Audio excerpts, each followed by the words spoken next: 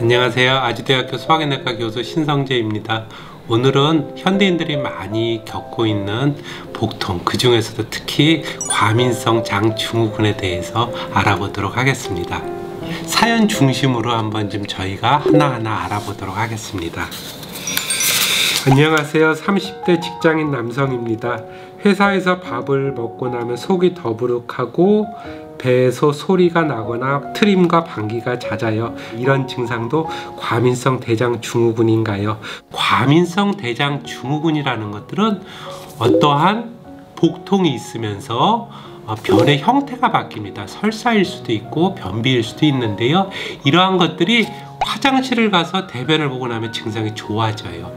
여기서 우선시돼야 될 게 대장 내시경 검사를 해서 아무 이상이 없다라는 전제 하에서 과민성 대장증후군이라는 진단을 내릴 수가 있습니다. 그래서 소화관 질환은 크게 보면은 구조적인 질환이 있고요. 하나는 기능적 질환이 있습니다. 구조적 질환이라는 거는 암이 있다, 염증이 있다, 위염이 있다, 이런 것들은 보면은 내시경을 본다던가 그러면 우리가 구조적으로 뭔가 변화가 있다라는 걸 아는데요. 기능성 질환은 검사를 해도 나오지가 않는 질환입니다. 그렇기 때문에 제가 조금 얘기해 드리고 싶은 거는 뇌장축이라는 게 있습니다. 영어로는 브레인 겉 엑시스라는 것인데요.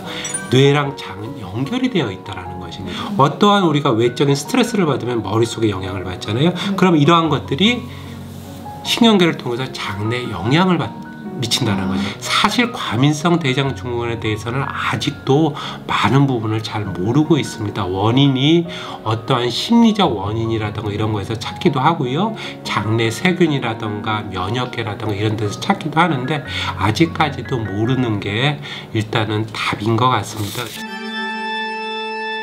다음으로 두 번째 질문 한번 같이 좀 봐보도록 할게요. 안녕하세요. 올해 고3이 되는 학생입니다. 평소 긴장을 하게 되면 뭘 먹어도 설사를 해요. 모의고사나 수능 때 너무 걱정이 됩니다. 이런 증상도 치료법이 있을까요? 참 안타까운 사연인 것 같습니다. 실제 저한테 이런 환자가 온 적이 있었습니다. 첫 번째는 마음을 조금 여유 있게 갖는 게 가장 중요한 것 같습니다.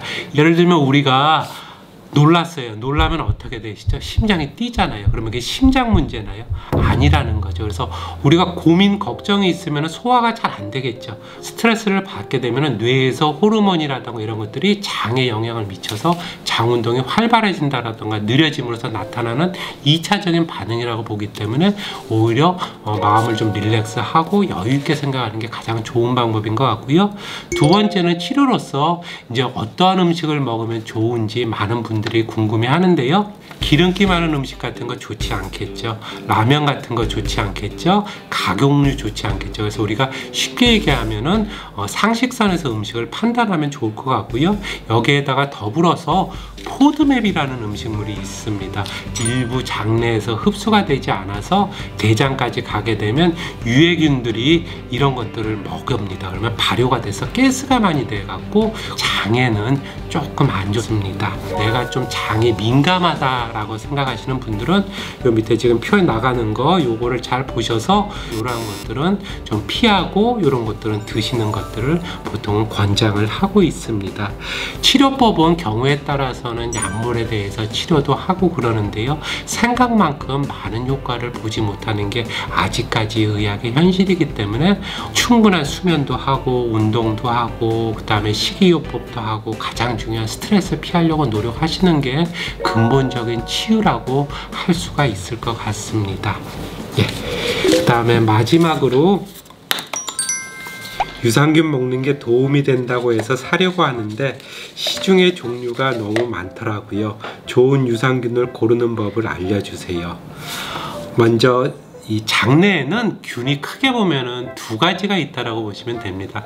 하나는 유익균, 유산균이라고도 하고요. 유해균이라고도 하는데 이 두 가지 균주가 서로 균형이 이루어져야 돼요. 그래서 이 균형이 깨질 때 특히 유해균이 많아질 경우에 설사라던가 변비라던가 아니면 복통이라던가 이러한 소화기 증상이 나타날 수가 있습니다. 유산균 먹는 게 도움이 된다고 해서 사려 그러는데 종류가 너무 많죠? 저도 참 고르기 어려운 경우가 많은 것 같습니다. 락토바실러스라던가 비피도박테리움만 있으면은 크게 문제될 것 같지는 않고요. 이러한 유산균들이 장내에서 정착을 하기 위해서는 한두 달 이상 지속적으로 복용을 하는 것이 더 중요하기 때문에 오히려 어떠한 종류를 선택하는 것도 물론 중요하겠지만 지속적으로 복용하는 게 좋고요. 언제 복용하는 게 가장 효과적일까요? 그게 뭐 여러 얘기가 뭐 많은데요. 식전, 일어나서 밤에 후회 생각 없어요. 방송에서는 어떤 때는 식전에 먹으라고 맞아요. 어떤 때는 식후라 그러는데요. 드시고 싶을 때 드시라고. 그 다음에 유산균의 먹이라고 할 수 있는 게 우리가 야채라던가 이런 데 과일에 많은 식이섬유잖아요. 그래서 이러한 것들을 같이 드시면 유산균들이 그런 걸 먹어서 쉽게 증식을 할 수 있기 때문에 이런 것들도 같이 드시는 게 더 좋고요. 당 성분이 조금 덜 들어간 것들을 선택하기를 권유하고 있습니다. 현대인들은 바쁘게 살다 보니까 식생활이 불규칙적이고 스트레스 받고 이러다 보니까 변도 안 좋고 복통도 생기고 민감하게 장도 반응하게 되는데 그럴 수도 있구나 이렇게 조금 여유 있게 생각하시고 좀 릴렉스하고 기분을 상쾌하게 하고 이렇게 하는 것들이 훨씬 더 치료에는 도움이 되리라고 생각이 됩니다. 여러분 모두 건강하세요.